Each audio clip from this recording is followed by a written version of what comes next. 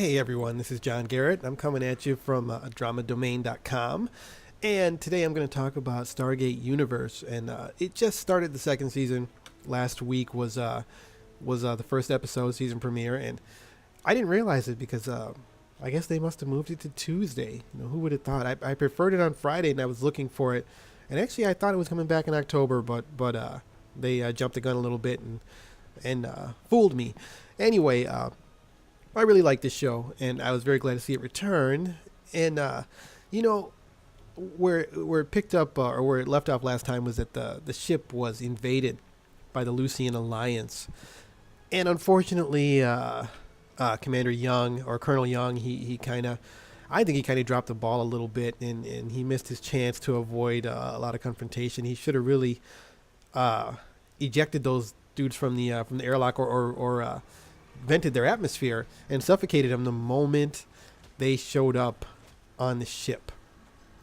He was trying to save Colonel Telford, who was played by Lou Diamond Phillips, but really he was a military guy and thus expendable. I mean, they knew what they were getting into. He should have vented it, and that would have been the end of it. But instead, they got into a firefight, and it turned out he lost. So they were captured. A couple people were outside. Lieutenant Scott, Lieutenant Greer, or Sergeant Greer, were trapped on the outside of the ship.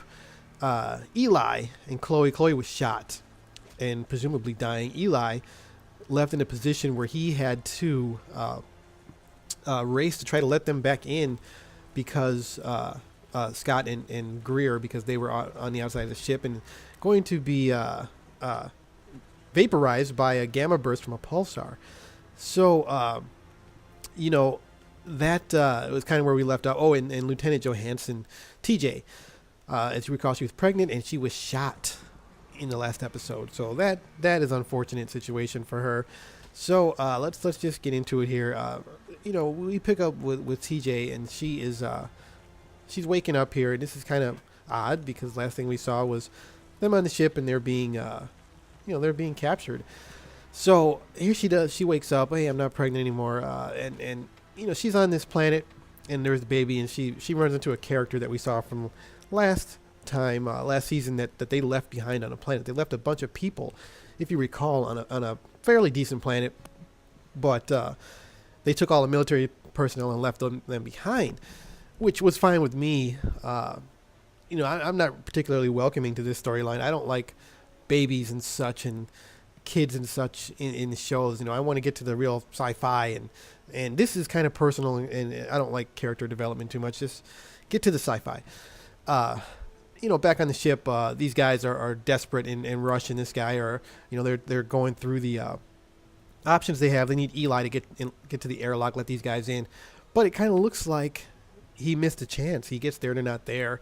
Oh God, what are we going to do? And that guy's crazy. But anyway, Eli does manage to let them in, and here in the foreground is Chloe. Now Chloe's somehow healed. I think we can thank the alien she was captured by last season for that. Unfortunately, I don't care much for Chloe either, but I guess she's supposed to be the hot one, so she's not going to die anytime soon. But I prefer Lieutenant James, who, there was not much of her in this episode, which is unfortunate. She needs a bigger role, and not just because, she is, very well endowed in the chest area, but she needs more story, because her story of being in love with Lieutenant Scott, and yet, having to watch him take up with this Chloe is fairly interesting, even though a lot of times I don't care for the character development, but that's, she's trapped here, forced to watch that. But anyway, they have bigger problems right now, mainly that, this guy here is now taking command. Last time, the commander, who was played by Rona Mitra, was shot by Lieutenant Telford, and she was in charge, and I don't think they could get her back, probably because she's on a new show now. But this guy is kind of taken over, and so they bring in some doctors from Earth. They use the communication stone so they can transplant a person's whole intelligence and personality across the entire universe. So that's what they did here to get some doctors in the mix. Rush is always up to something, and he's kind of got a plan that can maybe even the odds a little bit. Now we got Greer and Scott who were let back in, and they're kind of on the prowl. How can they get some weapons? How can they turn this thing to their advantage? They got to creep around. They got to survey the situation, see what they can do. Meanwhile, this guy is trying to kind of fight for the crew of the ship. Like, hey, we don't have to kill him outright. We can just kick him off the ship. We don't have to kill him. And they find a planet that's probably not very hospitable, but they're gonna drop him off there anyway, because it does have breathable atmosphere, and that's probably the best chance they can get, because they don't want him on the ship. Now, back here, this is kind of boring. I didn't really care for this storyline. Again, I don't care too much what happens with the baby. You know, just whatever. And this guy I never liked anyway, so whatever. Let's just get back to it. Whatever, Lieutenant James or TJ, whatever. Anyway, so this chick's part of the Lucian Alliance, and she is noticing something's probably wrong with the ship, and we find out that's Rush. Now we got Greer and Lieutenant still sneaking around, trying to hide, and yet trying to find some way to take advantage and maybe get the ship back. What was really cool was that Rush was in hiding, and I like how this guy's intelligence is very formidable, but he's not like the one woman, Amanda Tapping from the first Stargate. You know, she's intelligent and compassionate and all that, but this guy's intelligent with very, very little compassion. And you kind of want that on your side, but when it's not on your side, it's very difficult to deal with. Now this guy's also a scientist, and he's working with Rush. Now these guys are kind of coming up with a plan, like what they're going to do. They're going to drain the shields. They're just going to drain the whole thing until there's no protection left from the pulsar. So that's going to force the Lucian Alliance to deal with them, because either they power up the shields or everybody dies. So they're thinking this is kind of bad, but what else can we really do about it? Now at this point, I don't remember this guy's name. He's kind of tentatively in charge, and he's saying, hey, what can you do about that power drain? Oh, sorry, there's nothing I can really do. So at this point, he doesn't really have much option, and he tells the commander or the colonel, hey, I'm kicking you off the ship. Sorry, bro. Oh, back on the planet, really, there was no call for this. I don't really care for that, but here's an interesting situation. Robert Nepper, if you remember this guy, anybody ever watch Prison Break? He played T-Bag on Prison Break. This guy's awesome. Very good addition to the show. He's playing a very different role too. He has some serious acting chops, and he's talking to Colonel Telford here. He's very suspicious of what happened between the colonel and the commander from last episode, because they both got shot.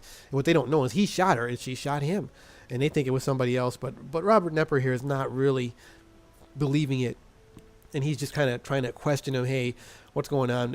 And Telford here previously was brainwashed, but now he is a double agent, actually working for the the Colonel Young and trying to help the people on the ship instead of the Lucian Alliance. Now, this is when he's kicking off Colonel Young and all the people from the ship. Get off. You guys got to get out and get on this planet. And doesn't look very hospitable. This looks kind of cold, and oh boy, how are we going to survive? Now, Eli and Rush and those guys are hiding, but they do get caught, and it turns out that Greer and Scott show up at the last minute to save these guys. So they get some weapons, and they gotta go and run and try to get Lieutenant Johansson from sickbay and get Camille as well, and get him from the outer areas of the ship. Try to get him down to hydroponics so they can save them. And then this guy thinking he's in charge, but turns out he thought wrong, because this bald guy takes charge of everything and says, hey, get the hell off. So he kicks him off. And now Rush is saying, we got to go ahead with our plan. We got to go down to hydroponics, and you guys do what you got to do. So that's what they move forward on that, knowing that people are, they might die themselves. But now back on the planet, here's these guys kicked off too. So they got to go to try to team up with Colonel Young. Young doesn't really want anything to do with them, but at this point, they're going to need each other's help to survive. So back on the ship, we see Camille's here. She got to let these guys know that Lieutenant Johansson lost a baby, but they got to move her and we don't know, is she really hallucinating? Is she really there on this planet? Is the baby really there? What's going on? So, I think you're kind of led to believe at first that she's hallucinating this. She's just dreaming, probably, but it's kind of a boring dream. So I don't want to get by that, but getting back here on the ship, these guys are sealing themselves in the hydroponics, which is guaranteeing the death of Scott and Greer and whoever else is outside. And Eli doesn't want to do that, of course, but that's what they got to do to survive. And it turns out that let's get past Lieutenant Johansson here. Oh, these guys on the planet are having a very rough time, and there's Lieutenant James. You can't see much of her, but she gets blasted by lightning. Please don't hurt Lieutenant James. I love that chick. Anyway, back here on the ship, this is when they're really making their play, and they're letting them know, hey, we're going to shut down the shield. You guys are going to die. Lay down your weapons. And they don't want to do it. And Eli's just saying, hey, this guy is nuts. And here's Lieutenant Telford trying to convince them, hey, lay down your weapons. We don't want to die, but the guy's a zealot, and he's perfectly prepared to die. He's willing to die.